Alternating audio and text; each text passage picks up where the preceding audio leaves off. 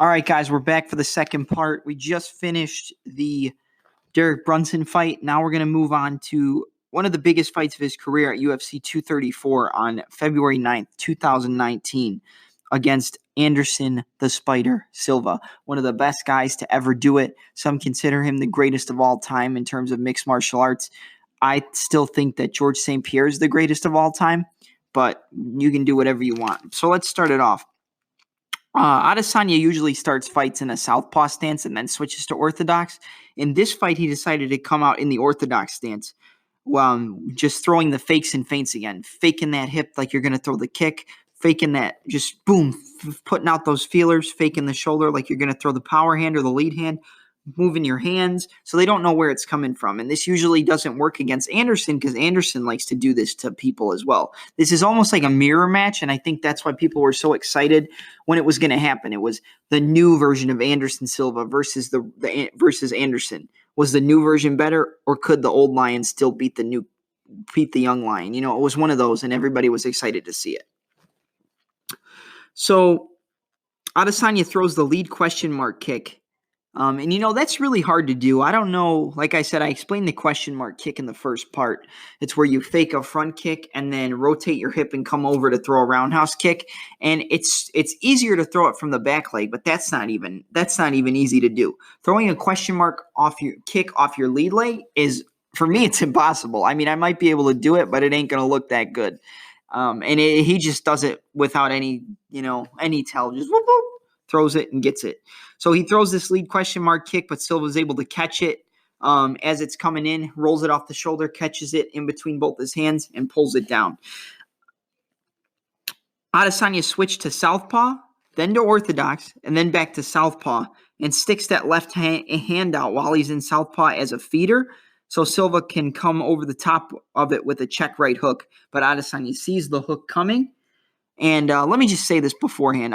Silva's in a southpaw stance, so that's right foot in front, left foot in back, and he throws a check hook. So a check hook is off your lead side. You usually throw it as an opponent's coming in to throw that hook and angle off to get away from him. You'll throw that hook and then angle off and circle to get away from him. So bop, circle, or boom, throw that power hand and roll under to the other side. But he switches to southpaw, back to orthodox, back to southpaw, sticks that left hand out, throws it as a feeder. Silva comes over the top of that left hand with his lead right hand, throwing that check hook, but Adesanya sees it and is able to roll underneath it. Adesanya fakes a right side question mark this time and switches to southpaw as he fakes it. So he'll throw that question mark kick, fake it, like bring the knee up, and then put the knee down and put the foot down in front of his left, so now he's in a southpaw stance. Again, switching the stances tricks your opponent, makes them hesitate, which side is an attack coming from. Are you throwing your right hand as the power? Okay, now your left hand's the power side. So where do I go? Because I want to avoid the power, but I can't when you're throwing it from both sides, if you catch my drift. Hoping I explained that well for you. Adesanya throws a right back fist. Silva pressures forward, chasing Adesanya against the fence. This is one problem that Adesanya has, is pressure. And he always deals with it well, but people are able to back him up. Silva did it. You just throw 3 or 4, 5, 6 punches and push forward. They usually don't land, and Adesanya is able to see him and roll underneath it with that snake-like head movement. But this is one of the things that if Whitaker is able to push him up against the fence like this, he might be able to land that high kick and finish him. He likes to throw that right hand to the right high kick, kind of like Adesanya does. Not as crisp and clean, but it works really well for Whitaker. So Adesanya throws a lead right knee and a right hook, which stuns Silva for a second as his back's against the fence. So like I said, Silva bum rushes him, tries to push him back against the fence. As his back's against the fence, he sees him coming forward. He throws that lead right knee, drops that foot in front, throws that right hook, which stuns Silva for a second. You saw him kind of wobble, and then he switches back to orthodox, which is the left foot in front. So he's switching all the time, and he usually switches mid-combination and then goes back, switches after he throws a kick and goes back, switches after he fakes a kick and goes back. So you don't know where he's coming from. He's always coming from different sides. Adesanya throws what the hell? I don't know what I wrote here. Oh, okay. Adesanya throws the straight left hand, and Silva counters it with the follow-up check right hook from southpaw with a Wait. Adesanya throws a straight left. Silva counters it. Counters with the follow-up. Oh, okay. I see what I wrote here. Sorry, guys. I wrote this kind of funky. So Adesanya throws a straight left and then is going to follow it up with a right hook, but Silva counters the follow-up right hook with a straight right because they're in opposite stances. Silva somehow switched back to orthodox from southpaw. Boom, countered with that straight left as Adesanya tried to follow up that straight left with the right hook. So Adesanya threw the straight left hand as he's in southpaw. So his backhand's the left hand. He threw that right hook, but Silva saw the right hook coming and countered with his own right hook from southpaw. Poirier did this against Justin Gaethje as well. If you remember my Poirier breakdown, there's some similarities between the combinations Adesanya throws and Poirier. They're nowhere near the same fighter, but they do have similarities in the combinations that they throw. Adesanya again fakes the question mark kick and switches back to southpaw from orthodox. So he'll throw that question mark kick, fake it, go back to southpaw, boom. Go back to orthodox, boom. Adesanya throws the straight left hand and left high kick, same side attack. But Silva reads it, slipping to the inside of the left hand and then pulling back out of range as he throws that high kick. And you could see it. It literally just grazed right past Silva's face. Just boop. And he watched him do it. And then Silva threw the kick and Adesanya did the same thing. And then he put his hand behind his back and said, come on, let's go. The second round of this fight, Adesanya, to begin the second round, Adesanya switches to a southpaw stance from orthodox, throwing the left hand, which is your back power hand, and then Silva reads it and counters with the check right hook. The check right hook is a big problem for Israel Adesanya. I don't think he'll have much of a problem with it against Robert Whittaker, considering he likes to throw a left hook and then usually a right hand and a right high kick, or that left hook is money for Robert Whittaker. He lands it a lot, and usually if he lands it on you, he hurts you. He did it against Brad Tavares. He did it against Yoel Romero. He did it against Derek Brunson. He's really good at landing that left hook and then throwing the right hand to the right high kick. Gastelum actually did it in their fight, which we'll get within his fight against Israel, which we'll get to in a little bit. But like I said, let's see. Adesanya attacked the lead right leg of Silva right from the get-go. And I wrote this down for the second round, but he was attacking the lead leg right from the get-go in the beginning of the first round because he knew, the lead leg's always vulnerable. Usually they're not going to pick it up and check. Some people are good at checking, but a lot of people in mixed martial arts don't check leg kicks. You see it a lot in Thai kickboxing or Muay Thai or professional kickboxing, but in MMA, a lot of people don't check the leg kicks because they're afraid of maybe picking that leg up to check and then getting taken down and they're off balance on one side. You don't have to worry about takedowns as much in Muay Thai and traditional kickboxing. More trips, outside and inside trips from a caught kick, but no takedowns are allowed. The right hook catches Israel Adesanya mid-combo, and like I said, he has a vulnerability to the check right hook. This worked for Kelvin Gastelum in their fight, and that was one of the best things that Kelvin was able to land in their fight, and one of the only things that worked for Anderson in this fight. Let's see. Silva does good work pressuring Adesanya against the fence. I explained it earlier. He'll bum rush with a 4 or 5 punch combination and then usually follow up with a kick or a flying knee against the fence, which he did in the second round. Adesanya goes back to orthodox stance and fakes the question mark kick again from the right side and then fires the right hand. So it's fake the kick, boom, fire with that right hand and working on the lead side of Anderson Silva. He went for lead side arm trap to an elbow, which I talked about in the Brad Tavares fight. He likes to grab that wrist and trap the arm, your lead hand, and then fire an elbow, pull you in and throw the elbow and angle off to the side. Silva knew this was coming, and as he grabbed the wrist and threw the elbow, Silva just moved with the elbow and got away from it. Good work from Silva here. He did his homework coming into this fight, but would you ever expect anything different from the Spider? Silva did well in rushing Adesanya, like I said, with a barrage of punches. Silva landed a right uppercut and hook in the clinch. This is where I kind of got a little bit of a image of Dustin Poirier, but he'll do the right uppercut, right hook, left uppercut, or right hook, left uppercut because he's in a southpaw stance. Let's see. So we go to the third round, the final round of this fight, since it was only a 3-round fight. Adesanya grabs control of the lead hand of Anderson and moved towards his left, throwing a right hand and a right high kick. So Adesanya was pushing Silva against the fence. He grabbed control of the lead hand, kind of smacked it away. So it's going to move Silva towards the power side, which is the rear side. So Silva throws the, let me see. Okay, no. Adesanya grabbed control of the lead hand of Anderson Silva, moved towards the left, pulled him in, and threw the right hand, and then followed up with a right high kick afterwards. Usually, if you throw the right hand, they're going to slip out to the right, like I said, and the right high kick came, but Silva read it and was able to move away and roll underneath it or slip it. He slipped the kick and just moved with it and was able to avoid it.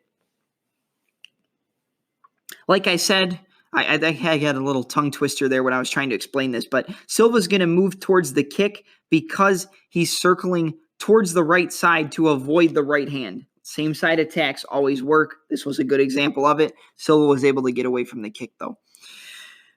Now, let's see. It was more a waiting game in the third round. You know, they really just kind of tried to freeze each other, and there was not a lot of action in the third round at all. It was a lot of waiting in the center, you know, faking and feigning to see who would leave an opening to counter, and neither of them did. It was really a slow third round, but the leg kicks were the story of the third round for Israel Adesanya, constantly attacking with inside and outside kicks to the lead leg of Anderson. This is what won Adesanya the third round, was just the leg kicks in general. They were money from the beginning of the fight, but he used them the most in the final round of the fight. He switches stance after he throws the kick. Usually, honestly, when he throws a high kick, he usually switches towards whatever side he threw the high kick on. This is another thing to just show how, you know, smart Israel is. He did a windmill motion with the lead right hand. So like he rolled it out like a windmill, like he was going to parry something, and then followed through with the left hand. So he got you looking at the right hand, boom, followed through with the straight left and caught Anderson right on the chin. It's all about distracting, getting him to think you're doing one thing and then doing the other. And that's what Israel was able to do in this fight. Like I said, boom, windmill with the right hand, bop, straight left down the middle. Boom, straight left down the middle. And there's no tell with Israel. The best strikers don't have any tell on their strikes. They just throw it right from the hip. Just boom. It's not a load up, fire the shot, come back. It's just boom, bop, bop, bop, bop. Let's see what we got now. So Israel was able to avoid the check left hook of Anderson Silva by a mile in this fight. Check right and check left hook coming towards that third round because he was able to make reads between the first and the second round. And since it was landing a lot in that round, those 2 rounds, he knew that that's what he was going to throw, and he was able to avoid it in the third round. And he went right back to the leg kicks, inside, outside kicks. I talked about this a little early, the double shuffle forward to the straight left hand. So he'll be in a southpaw stance, and he'll put his hands out, you know, to try to gauge the distance and get you to think he's moving. He'll move forward with his hands, boom, boom, double shuffle with his feet, and then fire that straight left hand. This is to get closer to you to land the shots. So he has less distance to cover when he throws it, and he's not going to overextend himself because he moved forward with that shuffle to get closer to you. He misses it, misses the left hand, but it's getting reads on Silva. Adesanya fakes the right kick, then throws the right high kick. Wait. Okay. Yeah, so he faked the right kick, then threw a right high kick, switched to southpaw, put the right foot in front after he threw the kick. Like I said, he likes to switch stances after he throws the kick, and then he throws the straight left hand. So it's right kick. Oh, okay. Boom, right high kick. Oh, I'm switching to southpaw. Boom, straight left. And Adesanya ended up winning the fight by unanimous decision. A much closer fight than people thought it was going to be, and a great fight. Definitely go out of your way to watch the highlights. I hope I broke it down well for you here, but go out of your way. And the final fight, his last fight he had at UFC 236, the co-main event on April 12th, 2019, against Kelvin Gastelum for the interim middleweight championship of the world. This was a really tough fight. You know, we knew Kelvin had really good boxing, and he was crisp, and he had good footwork. But there was one problem. There was a lot of problems with this. This was one of the best fights you'll ever see. One of the greatest fights, probably the greatest middleweight championship fight you'll ever watch. Let's start it out. So we started out with the first round. Adesanya uses that left kick to the body from a southpaw stance right away. Just lands that power kick because Gastelum's a southpaw. So it's usually the right hook to the looping overhand left. And he likes to throw that combo a lot. He did it a bunch in this fight. But Adesanya, just again moving forward, gaining control of the hands or occupying your hands with his lead hand and firing that left body kick. Just what? No tell on the kick, landing straight to the body. Gastelum's able to land the right hook on Adesanya right away in that first round, and it drops him momentarily, and Gastelum rushes in, but Israel Adesanya slips the other shots that come towards him and circles off back towards the center. But this just goes to show you that when you bum rush Adesanya, that check right hook is a problem for him. It was a problem for him against Silva, and it was still a problem for him against Kelvin Gastelum in their fight. Let's see. So Gastelum throws the double jab overhand left, but Izzy reads it and stiff arms and slips to the outside of his right, to the outside of the left hand of Kelvin Gastelum. So he throws that double jab for the right hand, and Adesanya slips. He throws a power overhand left, but Adesanya rolls underneath it and stiff arms him. Or no, you know what? He didn't even roll underneath it. He just stiff armed the left hand on the shoulder. So he put his hand on the shoulder of Gastelum's left hand because that's where the power comes from. And then he pushed it and circled towards the left hand. So you're crowding the power. There's no power in the shot if you crowd it. So he put his left hand.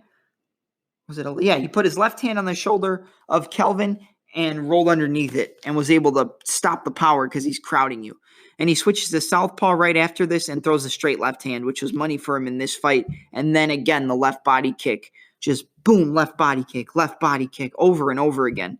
Gastelum goes constantly looking for the right hook to the overhand left. It landed a little bit for him in the beginning, but Adesanya is just too crisp and too clean and could read it from a mile away.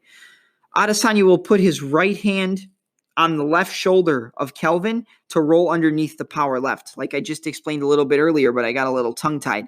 He'll put his right hand on the left shoulder so that it crowds the power hand, and he's not able to get full extension and pull full power into it because he's pushing on the shoulder and moving towards that left hand.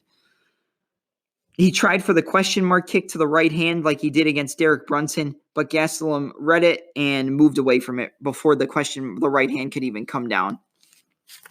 Second round of this fight comes on. Again, he's landing the right.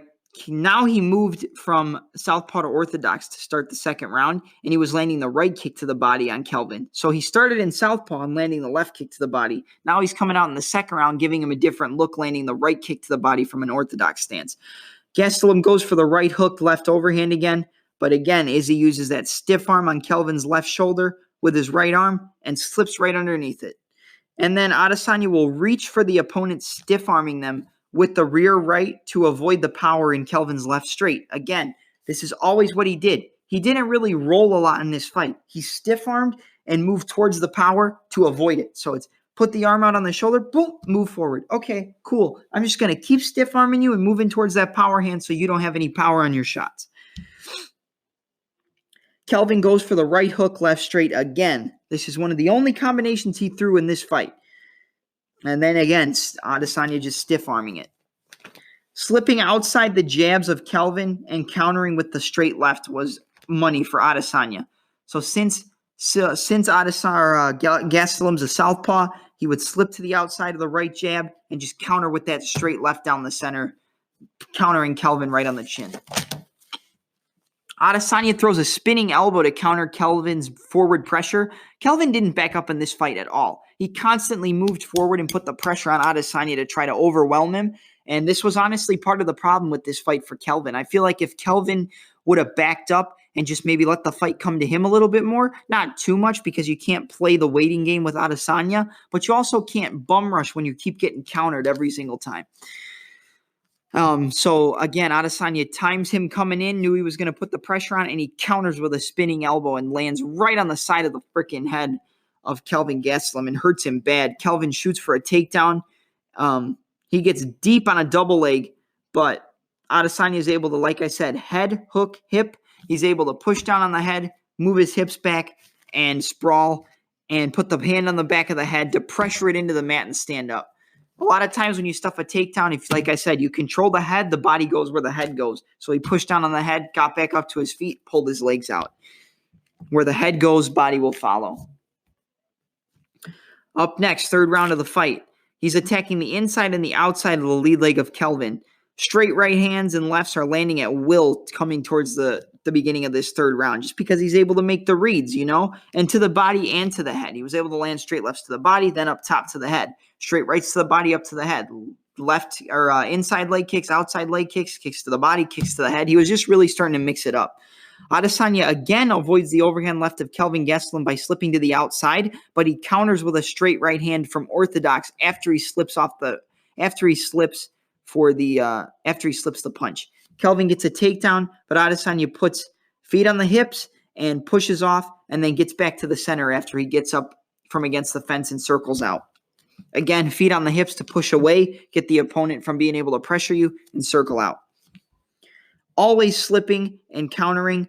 And like I said here, he's always slipping and firing a counter right or left hand depending on what stance he's in. If he's in southpaw, he's going to slip and fire that straight left. If he's in an orthodox stance, he's going to slip and fire that straight right hand as a counter. Now we get to the fourth round of the fight. Kelvin turned it up in this round and really just started adding punches. I said he was mainly throwing that right hooks to overhand left. He started adding on, he would follow up the overhand left with a left hook, switch stances, and fire with a right hand. He was adding punches. Instead of 1 or 2 punches, he was throwing 3, 4, or 5. And this was starting to land, and it was making the left or right hook to left overhand land more because Adesanya was expecting more punches because he turned up the volume and mixed it up. The right hook and left hand was more effective, like I just said. Then the right hand, right high kick from Izzy again.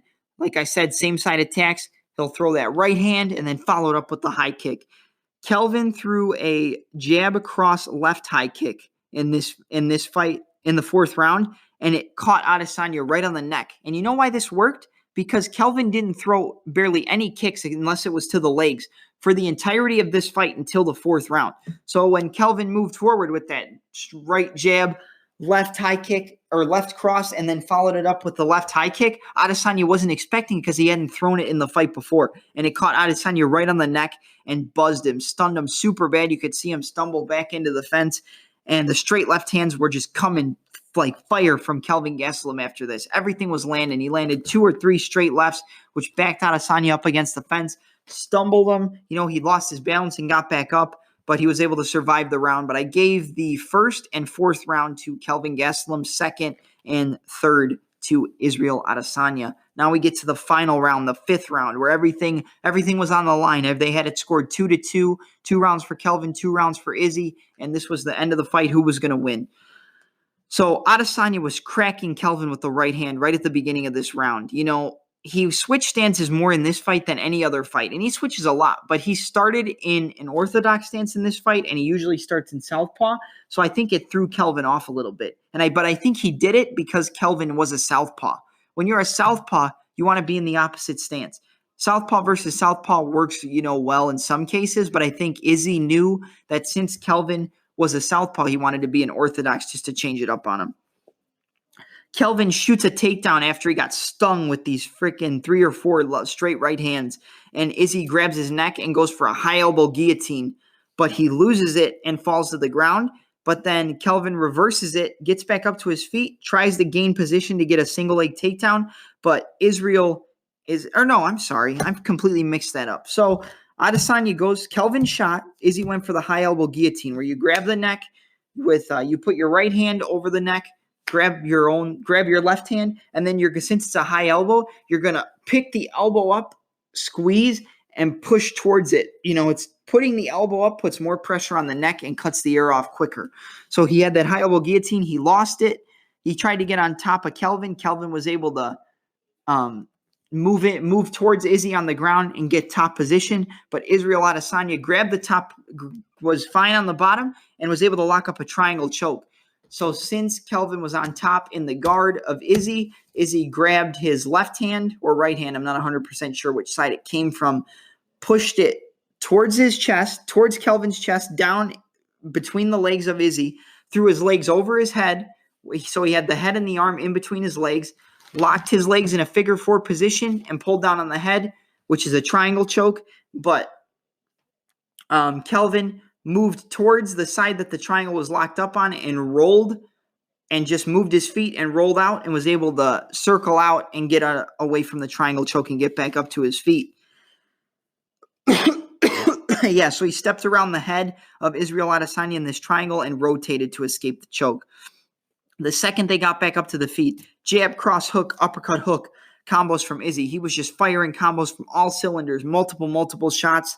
And Adesanya landed 2 flush straight right hands, snapping Gastelum's head back like a Pez dispenser. He was in orthodox stance, just bop, bop, almost dropped him.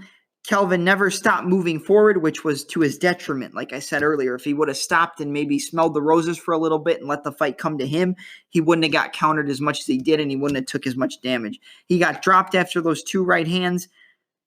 He got back up. Kelvin grabbed a single leg, got back to his feet. Right hand dropped him again from Izzy. He gets back up and gets dropped with a left hand as Izzy switches to southpaw. So he got dropped 3 or 4 times just in that 5th round alone. It was probably a 10-7, 10-6 round for Israel. And Israel Adesanya became the interim middleweight champion of the world via unanimous decision, beating Kelvin Gastelum. Now he's got a fight against Robert Whittaker on October 5th in Melbourne, Australia at UFC 243.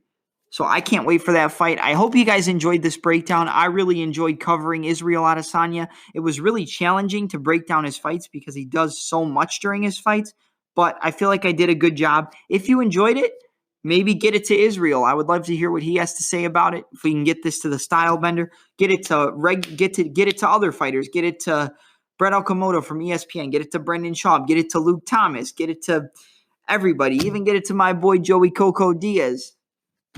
So I'd love for this was really fun for me to do. I hope you guys enjoyed it, and I hope you guys learned a lot about the technical side of mixed martial arts. It's harder for me to explain it when I don't have visuals to show you. So hopefully once I move this podcast over to YouTube, a video streaming service, I can use slideshows to explain the combinations and the things I'm seeing more to better off for you. And that's really it, guys. Tomorrow we've got UFC 241. Super stacked card. Can't wait. We got the return of the Stockton gangster Nate Diaz going up against Anthony Pettis. The rematch between Daniel Cormier and Stipe Miocic for the heavyweight championship of the world. And the battle of the roid users. I mean, I know they're not on roids, but basically the best physiques in MMA going up against each other. Paulo the Eraser Costa versus Yoel the Soldier of God Romero. Can't wait to watch those fights tomorrow. Sadiq Youssef's fighting. I can't wait to see him. And the prelims between Corey Sandhagen and Rafael Assunção. I mean, what more can you ask for? But this has been the Double Trouble Breakdown episode 4 on Israel the Last Stylebender Adesanya. I'm your host, Double M, and I'm out. Have a good night, everybody. I hope you enjoyed.